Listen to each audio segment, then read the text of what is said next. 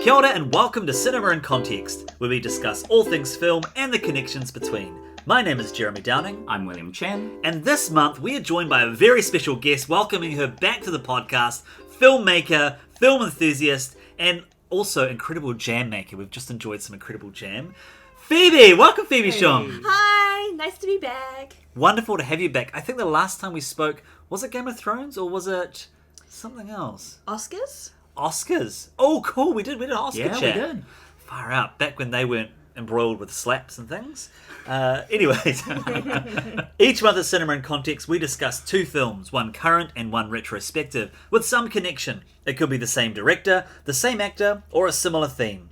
This month, we are discussing Turning Red, which was released on Disney Plus earlier this year, and Brave, which came out in 2012. The connection being they are both Pixar films with female protagonists, stories of dealing with relationships with their mothers, and also bears feature very heavily in both movies. I mean, there's a range of connections I'm sure we're going to make, but there's four for you right there. Please be aware that we will be spoilering both films, so if you haven't seen the movies, pause this episode. Come back to it at a future date. And I think the other thing I'd say before we jump into synopsises is just to pass on Sarah's apologies. She's in the UK at the moment. Right now, I think she's in the National Museum, right? Oh my god, so exciting. I know. So National Gallery. Maybe they finished for the day because it was last night they were going. So her daytime is our nighttime. So wishing Sarah all the best, and her husband Doug, who was on our podcast recently, as they kind of get out into the world after this very strange COVID time. Mm-hmm. They escaped. They escaped. Well, yeah, definitely a time to celebrate being traveling around the world. We'll welcome her back next time, even though she'll be in the UK. We'll welcome her back and do another online recorded episode. Right, let's jump in. Let's start with Brave. William, give us an overview of Brave. All right. So Brave in 2012 is directed by Mark Andrews and Brenda Chapman. It tells the story of Princess Merida, who is a Scottish princess. She's headstrong, fiery, loves bows and arrows and archery, and yet feels stifled by the patriarchal traditions of the clans, as well as her very controlling mother. As she attempts to break free of these shackles, she unleashes something, shall we say, mystical, and needs to undo the wrongs before the sun rises on the second day. Wow, thank you. Usually it's the sun rising on the third day, or is that, is that a thing? It usually is, yeah. Beauty and the Beast, Into the Woods. Yeah. Second day. Kind of getting that time limit a little closer. Yeah. Right, well, Phoebe, give us a bit of an overview of Turning Red. Well, Turning Red is about, set in the 2000s, back in my childhood days, about this girl in the 8th grade called Mei Lin, and she has an amazing group of friends who are just sort of figuring out what boys are, and she goes through a sort of journey of coming into sort of puberty, growing up, womanhood, with her overbearing mother who she really desperately wants to impress and be a dutiful daughter for, but also wants to just be entirely individual and do all the things that growing up is all about. And it's that sort of clash between generational parenting between her grandmother, her mother, herself, as they're going through the sort of traditional genetic transformation, as well as just general childhood transformation. And all hijinks ensue. I love this. I love the way you've just so carefully stepped around the spoilers that we're inevitably going to start. Yeah. Well, should we start there, right? Because that's one of the key pieces. And I will say one of the things that surprised me most about Turning Red was how much they stepped into the adolescent story. This is very much it's not really a kid's story, or at least it's going to motivate kids to maybe have conversations with their parents that they may not be ready to have based on the stage of their life. But by they, do you mean the parents or the kids? 'Cause well, according to online discourse, the parents do not like this movie. Yeah, right. They're really uncomfortable. Yeah. Well, I mean, it's an interesting one, right? When do you speak to kids about puberty, body changes, that kind of thing, sex? Because even though the film kind of skirts around it, it's different. There's clearly a sexual awakening that happens with Mei Lin. I don't think any Disney Pixar movie has ever talked about that kind of hormonal journey that kids go through. Every kid goes through that sort of like oh, suddenly I'm attracted, and what does that mean? It's really bold, and it's really yeah. a clear statement about we're going to talk about this in a way that's family friendly. My sister and brother-in-law, they watched it with their 3 kids, 15 years old, 12 years old, 9 years old, so kind of perfect span of ages to watch this movie. It'd be interesting to know what the level of understanding was from the youngest, particularly. The older ones would be fine. So. You've got one on each side. You've got one in the middle, right when, Mei-Lin is experiencing the same thing. One who's gone through it and one who will go through it in the next couple of years. Yeah. And I mean, what we're talking about here, team, is, there's a metaphor for puberty, I think for having a period, and it's told through a huge red panda. I mean, the title turning red, right? It could be read many different ways. I love how clever that is, of just bringing red into the significance of Chinese culture, the periods of, the panda. There's so many embarrassment different as well. Embarrassment, yes. Yeah, I found this movie to be such a wonderful mix of tones and of influences, and I think all of us in the room were around Mei-Lin's age when the movie is set. Yes. And I hope you guys agree that they really nail the time period, to the T. As a girl in that time period, Tamagotchi, Yeah. drawing terrible anime characters in your notebooks, the notebooks. The fantasies of mer people. That struck really close to home, but in a very good nostalgic way. My favorite thing about her doodles is that you can see her practicing anatomy, drawing really bad the biceps and the hands, drawing bad hands. Oh man, obviously coming from a place of deep personal connection from the artists involved. Yeah, there was a real sense of authenticity, and I agree. I was a little bit older. I was 2002. William and I are the same age, so we would have been sort of in that 15 age group. But wow, the boy band stuff as well, and Billie Eilish and Phineas wrote the music for this. Oh really? I didn't know. Yeah. Epic. And it's just so cool. It's similar to when Lady Gaga did Star Is Born, and she wrote pop music that ended up becoming huge when she'd kind of moved on from that. It's Billie Eilish and Phineas can write a 90s boy pop, or early 2000s boy band pop song, and it'd be huge. So satisfying. That stuff took me back. I was like, oh my gosh, this was, because I was a Steps person. My sister loved Five. I mean, who do we have? We had the Backstreet Boys and NSYNC. It's just, what a finger on the pulse with all of those elements. Interestingly, set in Canada. Yeah. Set in the United States. Which is a bit refreshing. Yeah. Yeah, very, very cool. And also a Toronto that you don't usually see, because I was thinking about this. What other movie is set so proudly in Toronto? Probably Scott Pilgrim is the only other one. Because usually when Toronto is featured, it's stand-in for New York, and it's really sad. Right, I didn't even think... Scott Pilgrim and Toronto do not connect in my brain. I didn't need to go back and rewatch it to understand that was where it was set. Whereas this film is very much celebrating Canada, and I think about Inside Out, which is so clearly San Francisco, and it's got that kind of connection. Yeah. It's kind of got that multiculturalism that Canada's quite well known for as well. And I feel I don't know if it sort of felt like they gave themselves more permission to have, the Indian security guard and, Mei-Lin's family, and, just to have a bit more sort of, she has a classmate who's wearing a hijab. It's just nice to have that sort of more cultural things, but maybe setting it in a place that is quite internationally known as multicultural, sort of let them sort of argue doing that a bit more than maybe another place. Well, and of course the director is Canadian, so I think just drawing from her own experiences as a kid growing up as well. Right. Well, that might be a good segue to the very monocultural Brave. So clearly Scottish, but also red. Red features a lot in this one as well. Oh with my her gosh. fiery red hair. Yeah, they're both redheads by the Yeah. end of it. True. Yeah, Mei-Lin. Yeah, slightly different red, isn't it? 'Cause Slightly. it's a magical red. Magical red. Merida's very naturally gloriously red. Her hair is one of the most impressive animation aspects of this movie. I think all hair in this movie. Guys, I forgot how pretty this movie was, because Turning Red is beautiful. And I think back to Brave, and I remember back in 2012, going to see it with friends and thinking, yeah, it's all right. It's not top tier Pixar.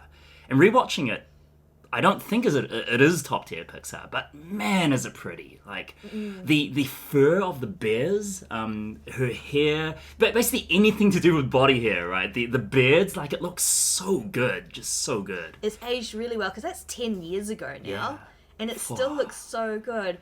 It's a shame that it never got like the same kind of hoo-ah kind of Yeah. like as Tangled did just after it, and then Frozen a couple of years after that. It's interesting you bring up Tangled and Frozen because I was getting confused with those movies as I was watching Brave. I was like, I'm sure she goes to see a witch, but no, maybe that's the Tangled witch. And then I know that there are like wisps, but maybe I'm thinking of those little rock creatures from Frozen, and it really was, I was remembering things correctly, but I just was getting confused. Because it was such an interesting period in Disney and Pixar animation, right? Because Pixar had a couple of years prior, had been purchased by Disney. And then you have this project sandwiched between Tangled and Frozen, both of which went through so many iterations as well. And as did this film. I remember reading about it in animation blogs back in the day, and it was The Bear and the Bow. And then it became Brave, just like Frozen used to be the Ice Queen. And then everything was rejigged. And it feels like there are growing pains in this movie. Like it is a movie that feels that it's made up of many disparate elements. And I don't think they cohere quite as well as you would want to. But they are there, and it's fascinating. I looked at the timestamps at two particular moments in this movie because what I remember with Brave was that I was like, oh yeah, it's fine, it's pretty, I like some of the ideas, but as a whole I felt that the hour and 35-minute runtime, it just didn't quite land, and I didn't quite know why. And in rewatching it the other night, I realized the actual turning point of the film doesn't occur until 40 minutes into the movie. Wow. Oh, really? And then the resolve, which is the emotional heart of the movie between the mother and daughter, occurs half an hour later, and then you've still got 25 minutes of film. So really, for me, the story is only a half an hour part of this hour and 35 minutes, which is, it takes 40 minutes for the mum to turn into a bear, and then by the time Merida is talking to the crowd, and the mum's advising her that she can change tradition, I mean, that's the end of the movie. They've worked out their differences, and then there's just this whole sequence of kind of fighting the bear. Action set piece, yeah. And the moment when she cries on her mother, she says, I'm sorry, but I feel like she kind of already had that moment earlier in the movie. That's what I thought when I was rewatching it as well, but I was just like, oh, why aren't we ending the movie when she's talking to all the different clans? It's because she's taking personal responsibility, but she doesn't say sorry. She's not saying sorry to her mum, and that's the whole thing, is that the break is between her and her mum. So she's taking responsibility, she's acting how her mum wants, but she doesn't actually say sorry then. And that's why it doesn't work when the cloak gets put on the bear. She's like, why isn't it working? We've done all the things, we've mended the tapestry, and it's her saying, I'm sorry, which she hadn't said. Which is why I was like, oh, when we got to that scene, there must be something else, because it can't be that easy, But I think that I hear you, Phoebe, and I think that is probably the growing pains you talked about, and the film kind of needed to go through another few rounds of the think tank process, whatever they have, to align some of those sweat box. Yeah, to align some of those layers, because at the moment you've got kind of different parts happening at different parts of the movie, whereas if it was all aligned in some way, it would be far more satisfying. I really like everything to do with Merida and Eleanor, the mother, is the best parts of the movie. Like they are the strongest parts. Everything to do with the comic relief of the men and the boys, like, is fine, but it's just, it takes a lot of that to get to the story that we kind of care about. They take up a lot of screen time. Far more than I remember. Like jokes about kilts and butts and like, I guess it had to be contractually in there. It's a film about Scotland. Because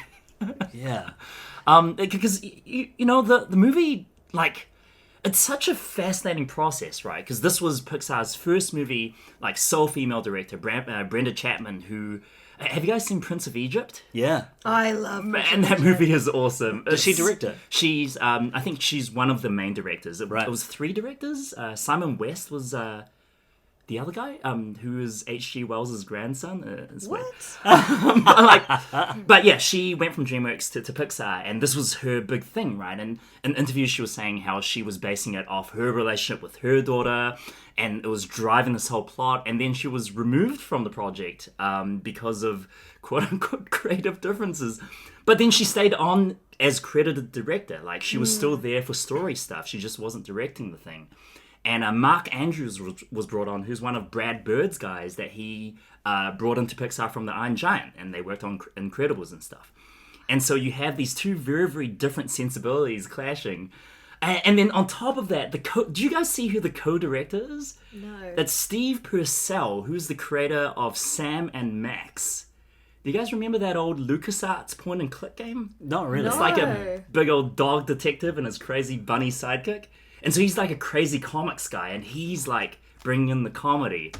And it's just this mishmash of tones that I think it's fine in the end, but you feel that. Oh my gosh, you feel that. Yeah, it's a definite mixture of tones, and I feel like the heart of this movie, like I see it as the mother and the daughter, and I kind of wish that there was a clarity in the film that recognized the strength of the film. I mean, it is there, but like you said, there's a mishmash of other things going on. I wish Eleanor had more screen time, like not as a bear, but as a speaking role. And something is more than just constantly telling off Merida the whole time. Yeah. Have a bit more. There were glimpses of that, but yeah, I agree. I wonder if they learned from this experience because they really had worked through many of, like, a lot of the Pixar movies now, there's a real strength about them that, I mean, you have a few that dip in and out of how strong they are, but... So was Brave after Tangled? Yeah. I think Tangled was 2010, and then Brave 2012, Frozen 2014, or 2013. Oh, out of those three, Tangled is definitely my favourite. Oh, yeah. Mine too. Well, Tangled is Disney, right? Yeah.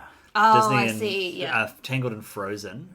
So Brave is coming out at the same time as what, Monsters University? No, Wreck-It Ralph and Paranorman. Oh, okay. But in terms of Really? Pixar, I'm talking about Pixar movies. Oh, I think Brave was the only Pixar movie to come out in 2012. Right. Yeah. Right. But it was around that same kind of few years as Monsters Yeah. University.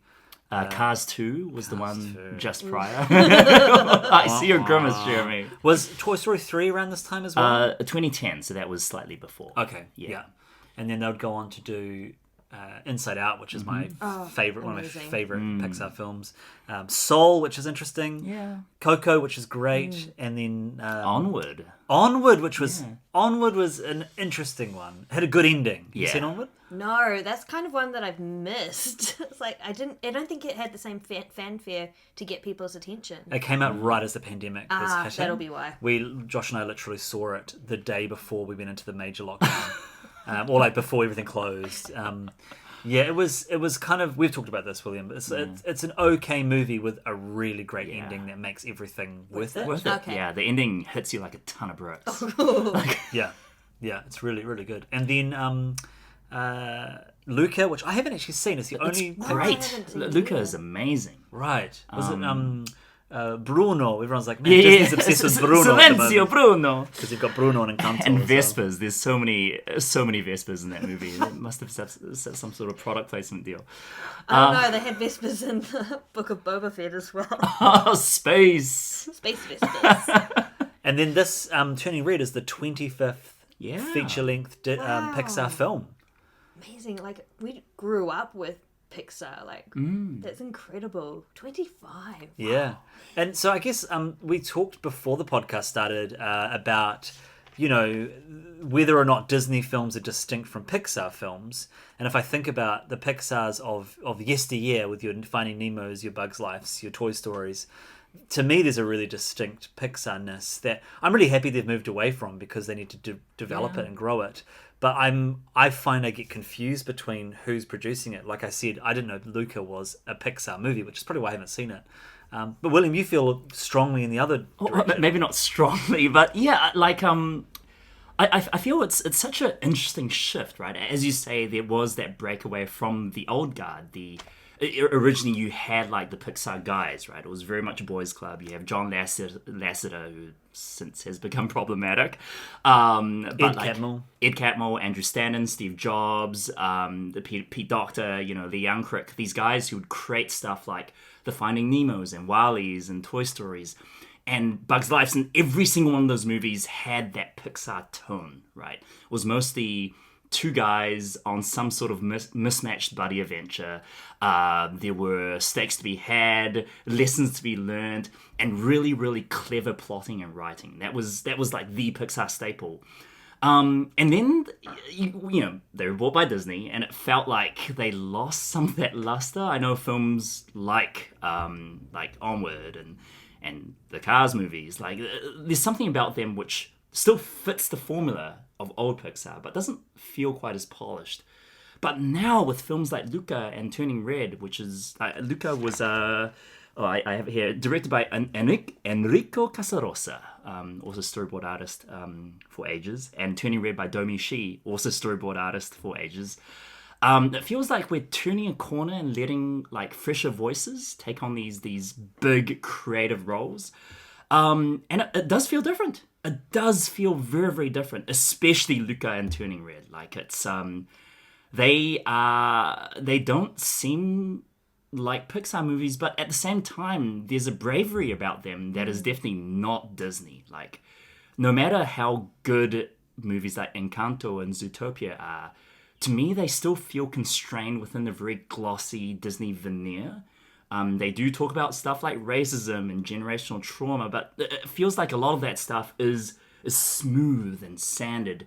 Whereas it's made safe for like a much younger demographic, I think. Yeah. Maybe Pixar is pitched slightly older than what they're sort of looking at for Disney and Pixar.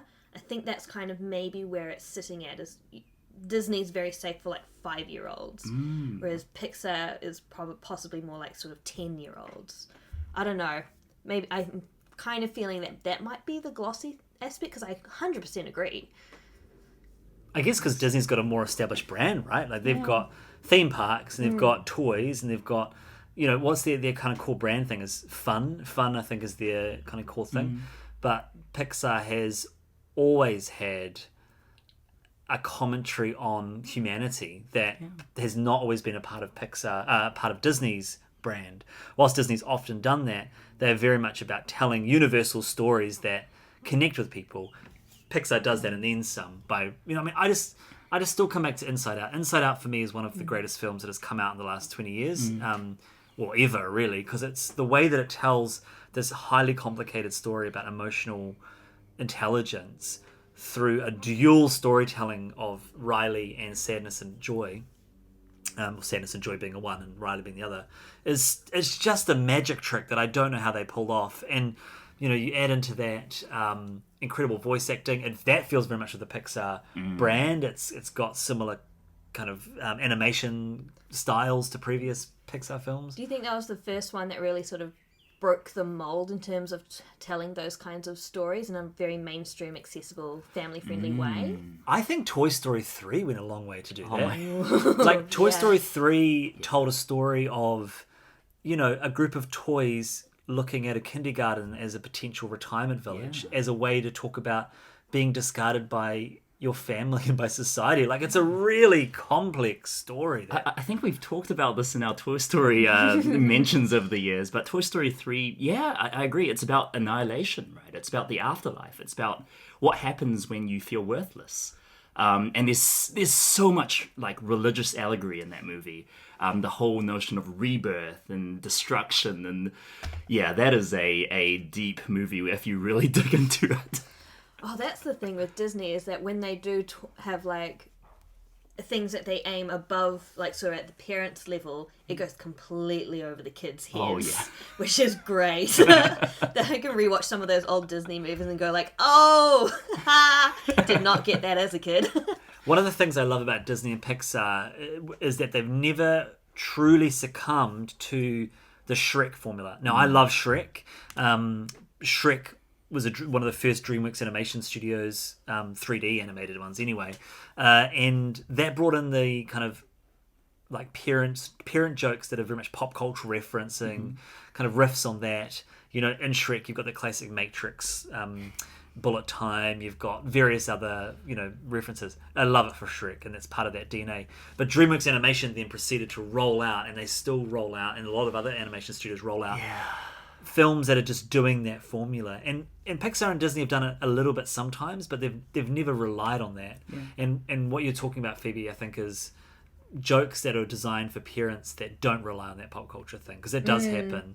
And I think about early like Disney Renaissance, for instance. There are some jokes in there that are pretty cheeky, but they're not pop culture riffs. Yeah, I guess until you get to Aladdin, and then that's nothing but pop culture riffs because of Robin Williams. Robin Williams, right?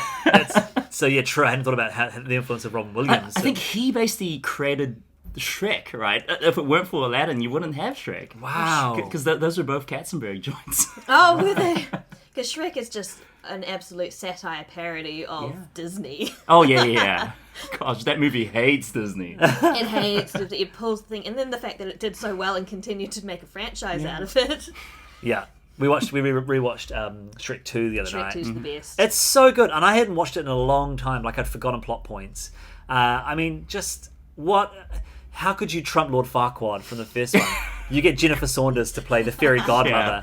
And I think that's one of the things that the third Shrek fails at, is that they try and put Prince Charming in the villain's shoes. And he's not. He's like Kronk from... Oh, yeah. I love that. I love Kronk. I mean, that's an interesting narrative, right? Where Disney went. I know this is not about Disney as such, but where the Emperor's New Groove came from Kingdom of the Sun. Yeah. The Emperor's New Groove and like Atlantis and that sort of time period of 2D Disney animation, that was basically a studio at Disney that kind of was like, oh yeah, do whatever you want. We're going to focus on 3D animation because that's the future, but I guess we'll still keep this. You guys make whatever. And they created such amazing films. So sad. But they just didn't do very well, did they? No. Because they weren't marketed in the same way as the 3D films that were coming out. Because they thought 2D is ending, it's not going to be great, like whatever. You had Treasure Planet, you had... Yeah. And so those creatives just could do whatever they wanted, pretty much with virtually no supervision. Right. That, of course, though, led to... I mean, if you think about that Creativity Inc. book... Oh, yeah. Which is about the rise of Pixar and then the acquisition of Pixar by Disney, and then John Lasseter and Ed Catmull going over to Disney and, wanting to create a version of what they'd produced, but... There's like a party going on around the house, eh? Sorry, listeners. and Phoebe's got a lovely cat as well. Gigi, is it? Gigi, who's a rag doll, and so if you hear a little bell ring, that's just Gigi giving her thoughts to the podcast as well. Yeah, she's been very good today, actually. I'm very proud of her. But yeah, so the in that book they talk about wanting to have a distinctness between Disney and Pixar. I guess linking back to what we're talking about. So it's just interesting. It's interesting that we've now got 25 years of Pixar movies, and things have changed a lot. Things have changed a lot in the last 25 years. 27 years? Gosh, a long time. When did Toy Story come out? 1995, yeah. Wow. Oh my goodness. Yeah. Yeah, and I to be honest, I'm really excited to see what Pixar comes up with. Have you guys seen the new trailers for Lightyear? I've just doesn't interest me. It's like, what are they doing? But the trailers look really good. It's a space adventure. The director, Angus MacLean, is an exciting storyteller, and I'm keen to see the backstory of Buzz Lightyear. Like, bring up Pixar. It's an interesting move, isn't it, to go into the in-world of Toy Story, and like it's like the start of Toy Story 2, right, where you see the Buzz Lightyear. Is it a computer game? Yeah. The whole opening sequence is Toy Story 2. So it'll be interesting to see what they do with it. And they've taken quite a different animation style so that it looks like not a toy. Yeah.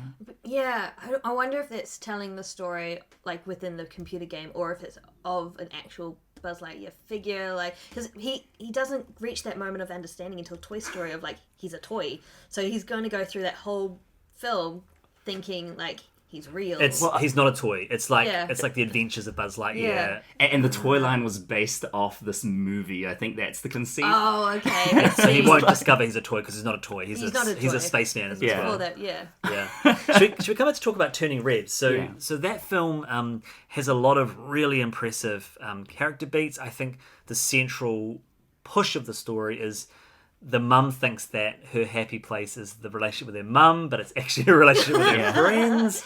And she doesn't have the guts to say it as well. But I really love in Turning Red that she goes like, oh, where did she get that attitude from? Can't believe her mum, she treats her mum like that. And then her mother immediately calls, and you see the relationship between the mum and the grandmother Yeah. being almost exactly the same or on the, what could be the result of Mei Lin's relationship with her mother could become the same as the mum and the grandmother's relationship. And it's sort of like, ooh. It reminds me of a film William and I saw this week, which is, we talked about this beforehand, which is Everywhere. Everything? Everything, Everywhere, All at Once. Mm-hmm. And that has a central storyline of a mother, daughter, and one of their parents, kind of multi-generational. I don't know what the word is. I don't think trauma's way It's too just hard. Relationship, It's the ebb and flow of each generation and what they impart to their kids. Oh gosh, dear listener, if you haven't seen Everything Everywhere All at Once, please go see it. It is amazing. It's really impressive. And I think what Turning Red does is it tells that story as well as the puberty coming of age story.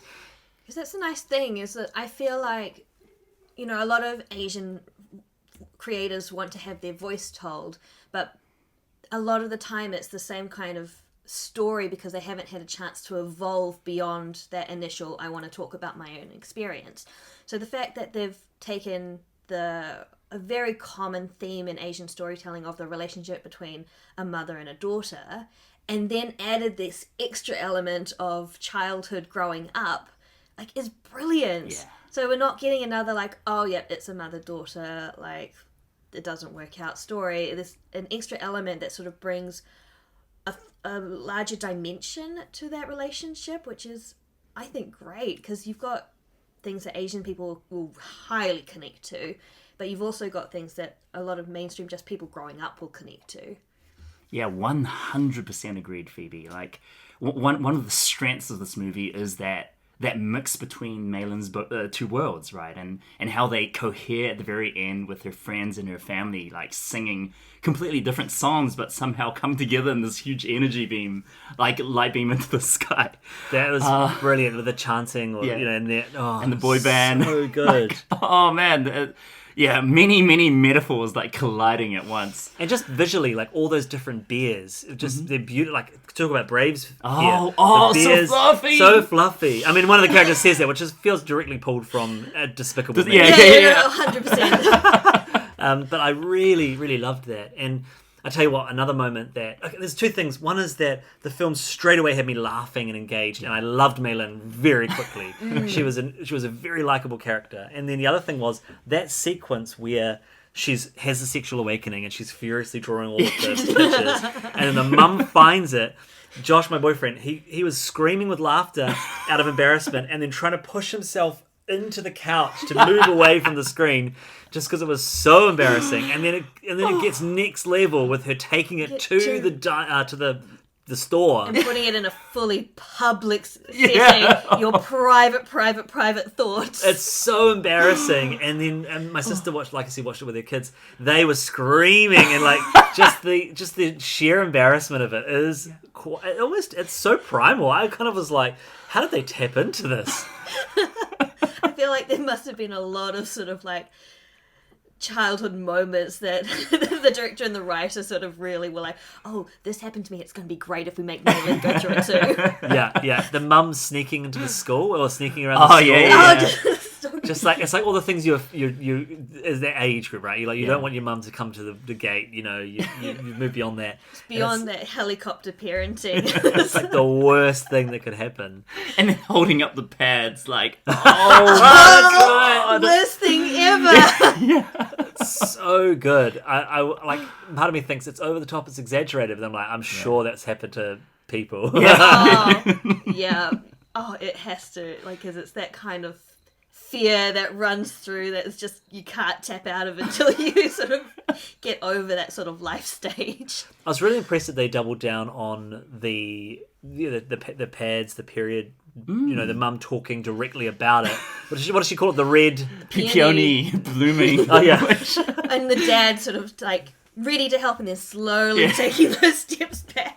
And just how they, it was like, okay, this is the metaphor, it's about periods, but actually it's not. There's part of that narrative, but let's talk about what it means to be your bear is really about being yourself and feeling like you can step beyond what has been expected of you. It's a really impressive inclusion of that puberty period story without it being just that. And I love how the support of the dad the whole way through, and so it sort of gives her a bit of a grounding. It's not like all her parents hate her, like all her parents are disappointed. She's got those sort of like little rocks throughout her life, and by the end of it, her mum and her aunties and grandma don't keep the panda, but they're not against her keeping the panda, which I think is actually really nice. They've stuck to their morals, but being accepting of her morals, which she's also stuck to, which I think is really nice. Yeah.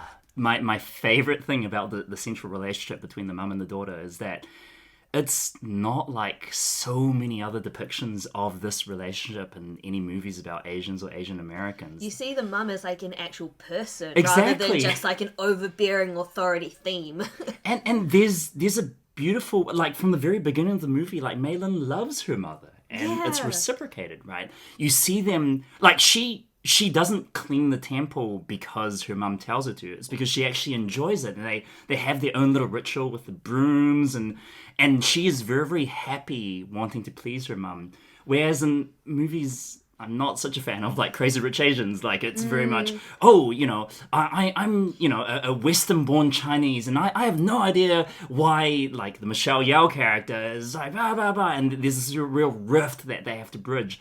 And it's not like that. It's her trying to find a way of dealing with both sides of herself, like her loyalty to her family, but also her loyalty to her friends, and how you can weave that together. Yeah, and in the bamboo forest, when she sees her mum at the same age as she is, Maylin sees her mum at the same age she is, it's her mum's going through the same things that she's going through, and you don't often realize, like, as a child, that your parent was also a child. They also went through the same, if not similar, kind of experiences as you did. And, it's just they've chosen some kind of outcome that has created this parent. So to see her like that is like, and being the supportive one there and say, like, Mom, it's okay, I think is really cute. It's making me think of, I started watching the second season of Russian Doll last night, which if you haven't seen Russian Doll, the first season, it's a wonderful watch. It's, every episode, the main character dies and it's a Groundhog Day story, and she keeps coming back to life and reliving the same day. Second season, and this is a slight spoiler for the first half an hour of the show, she goes to time travels, and she's time traveling back to her mum's body when she was that age, and kind of, I'm assuming they're going to tell a story of that, where it's like, I'm going to see where my very abusive mum kind of comes from, and it's just great stories to be told. I think we've seen a lot of stories about the dad, like the dad is a primal storytelling figure, and it's nice to be seeing some female stories, particularly daughter and mother kind of stories. Yeah, it's interesting because both Turning Red and Brave has a very supportive father character of, like, the father is saying, like, I support what you want to do. The king telling Merida, like, let's go, like, archery, and how great is that? And then the dad in Turning Red telling Maylin, like, I really like you dancing in this video. Like, don't delete it. Like, if you don't want to, like, this is you, and I love you for that. Which I think that's really nice. So they're becoming a supportive character to them without sort of usurping too much the story that's actually the greater one between the mother and the daughter. It's another connection to everything, everywhere, all at once. Yeah. But yeah, there's a father figure in that story as well, which is he's a key player in a similar way. Yeah, absolutely. With Brave, and I mean, comparing Brave to Turning Red, the similarities are a myriad, right? Like, and oftentimes it feels like, in a weird kind of way, Brave is the dry run for Turning Red. Like, so much of what kind of worked but kind of didn't. Like, in Turning Red, they learned their lessons and they made it work. It's quite interesting because in preparation for this podcast, I watched both of them. I watched Brave and then I watched Turning Red, and I'd already previously watched Turning Red not too long ago. And watching Brave, I'm like, oh, there's so many connections that, like, while I watched Turning Red for the first time, I didn't pick up on. So there's so many similarities, but they've done it in a way that doesn't make you go like, oh, this is just Brave 2.0 sort of thing. Because I everything about this, they've even stepped away from that whole the criticism of all of the Disney Pixar princesses looking the same. Yeah. They've given, like, amongst her friends, they have completely different face shapes, and it just gives them all such a unique personality. Her friend group is amazing. I was watching that friend group going like, this is my friend group. I know exactly who all of these are in my friend group right now. I think it's well because they were just human. Like, they had, I don't want to say flaws because that sounds disrespectful. They were just people. Like, they had different things. One had braces, one was very tall, one was very short. Like, it just, they were doing this uniform action figure kind of style. And it's so relatable because you're like you said, Phoebe, I know people like that, you know? I don't know who's your favorite friend, but Abby, like short, stocky Korean girl, and she just screams all her lines really intensely. Like, oh my God.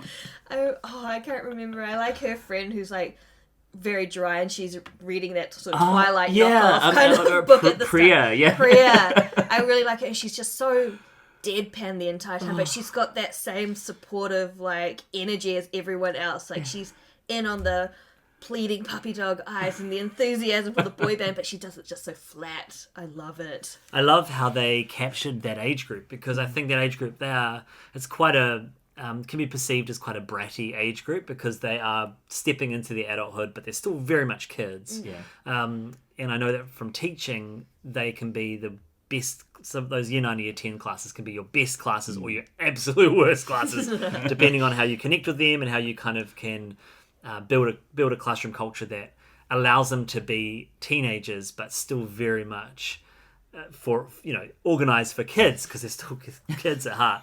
And they did a really good job of respectfully showing that age group. And I was like, oh, that's exactly what it felt like. Everything felt so big and exciting. And the fact that boy band is her life and that concert. Also, that male character who comes in at the end is hilarious. Tyler, I have to say that when Maylin does, like, a presentation to her mum about why, she goes, I have done that. I have made, like, a whole, like, PowerPoint thing. Why? For me, it was a sleepover. Like, why I should be allowed, and it was like a co-ed sleepover. And why I was allowed to go, and I had made all these plot points about how it was, like, socially developing for myself. And so when she had that, I'm like... Did you get to go? No. Same result. It was a no. Did you exploit your turning into a bear for raising money? Really wish. Cool. Also, such an interesting plot point. Like, if we take the central metaphor, the central metaphor just branches off in so many directions. But one that really stood out to me, and there's a line where her mother talks about, like, the blessing or the curse. I wrote it down. But over time, our family chose to come to a new world, and what was a blessing became an inconvenience. And kind of that notion that the panda is also one's, ethnicity, one's Chineseness, and how her entire extended family, by moving to the States or to Canada, have, like, tampered it down in order to better fit in. And she's, like, first, second generation, and wanting to express that more, and how that helps her, but also how she immediately monetizes it. It's like, whoa, I love this. That's good. Yeah. Right, should we do final thoughts? Phoebe, do you want to start? What are your final thoughts about both films? I rewatching these for, I think it's the second or third time. I still enjoy them so much. Like, Brave, even though it's not as strong in the storytelling, is still such a good romp. Like, there's so many things I had forgotten that were just hilarious, that are still equally hilarious at the same time. And for me, watching Turning Red, like, that gave me a different level of nostalgia, because we have to remember, like, Pixar basically started when we were kids, and so we've watched pretty much every Pixar movie that's come out between then and now, just as we've gotten older. So though we're not experts, we kind of are, because we've just seen everything. Like, it's still really enjoyable, and I love the way that Pixar is bringing in all the different voices. It's touching on communities that haven't really had those stories told as much, more now, which is great. And yeah, like, if more people can sort of see that and sort of experience other cultures in this kind of way, like, oh, I love it. I would watch Turning Red over and over and over and over and not find it annoying, or like, I could probably live off watching that. It's so good. They've nailed it. They've absolutely nailed that film. Nice. William? Yeah, Brave is better than I remember it being. I remember watching it at the movies and thinking, this is all right. It's a bit disappointing, especially because it came out after Cars 2, and that was such a car crash of a movie. It's like Pixar's bouncing back. Oh, well, they kind of are, but it's fine. It's fine. It's pretty. I think that's its main selling point. But the central relationship works. It's just a little slapdash. Turning Red is just such a breath of fresh air. Like, I know we talked about it prior, but it's so funny. Like, it's hilarious. I was laughing out loud throughout. There's things that they do with the artistic influences. Like, it's obviously influenced by anime. A lot of it looks like Studio Ghibli stuff. The fluffy panda reminded me of My Neighbor Totoro a lot. But also, like, the color palette. There's a scene where the girls are on a rooftop at Tyler's party, and it looks like something, I think I said in our group chat, like straight out of the watercolor backgrounds of Sailor Moon or like Samurai Pizza Cats. You know, this very, very pastel look, and obviously referencing something that means a lot to the creatives. And it's so entertaining. It contains a lot of great messages, all intertwined into this weird central metaphor about a girl hulking out into a red panda. Like, it's brilliant. Nice. I back up everything the two of you have said. I really enjoyed Brave this time, even though I've got kind of issues with the way that the story's put together. The ideas are great, the images are good, the music is really good, and the voice acting is really impressive. I think they've got really strong characters. And all, like, native Scots, I think. Every single one.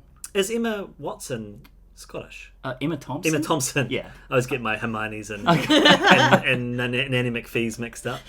I think, maybe I should double check that. Yeah. But I know, because originally they were going to get Reese Witherspoon for Merida. Right. That would have been so different. So odd. Very odd. I love what's her name? McDonald. Kelly MacDonald. Kelly MacDonald. Yeah. She's so great. I mean, she's done so many different great things, but Boardwalk Empire is the main thing I remember her from. Mm-hmm. I mean, maybe Trainspotting, but she is more to do in Boardwalk Empire. Mm. But she's fantastic. So yeah, it was good. I don't think I would go back and watch Brave very often. It's not something that I have a huge desire to revisit again. But Turning Red was just an absolute joy. Really strong and really different to what is happening, not just in Pixar, but I think the way they're telling stories are just really cool. I think it just goes to show, like, if you can give new voices like a chance. I think the directors and the storytellers for Turning Red got heaps of... It feels like they received a lot of freedom to do what they wanted, and it shows and it pays off, like, in spades. Like, I'm excited for more stories like that, that's not sort of controlled by executives who aren't part of the story or the world that's being told. Excellent. Well, thank you for listening to another episode of Cinema in Context. If you enjoyed our podcast, then please share it with your film-loving friends. You can listen to Cinema in Context through SoundCloud, Spotify, Stitcher, Radio Public, Amazon Music, and Apple Podcasts. You can follow us on Facebook, Twitter, YouTube, and Instagram, which are great places to let us know what you think of this episode or give us suggestions for future films to discuss and compare. Look out for our next episode in a month's time, and until then, Noho ora mai!